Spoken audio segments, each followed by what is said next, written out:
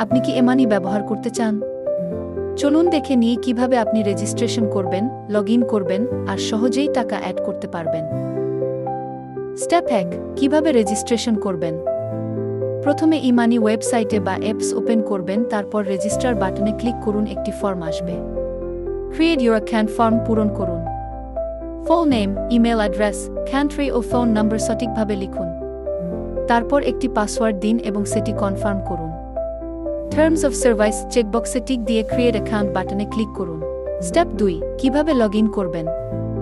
রেজিস্ট্রেশনের পর log in করতে চাইলে লগ ইন বাটনে ক্লিক করুন। ইমেল বা ফোন নম্বর ও পাসওয়ার্ড লিখুন। তারপর সাইন ইন বাটনে ক্লিক করুন। তাহলেই আপনি আপনার ড্যাশবোর্ডে চলে যাবেন। স্টেপ 3, কিভাবে টাকা অ্যাড করবেন। টাকা অ্যাড করতে অ্যাড মানি অপশনে যান। যেই দেশ থেকে টাকা আনাবেন বা যোগ করবেন সেই কান্ট্রি সিলেক্ট করুন, যেমন বাংলাদেশ।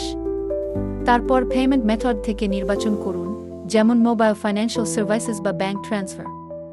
মাফ সিলেক্ট করলে আপনি বিকাশ, রকেট বা নগদ যেটা ব্যবহার করবেন তা সিলেক্ট করুন।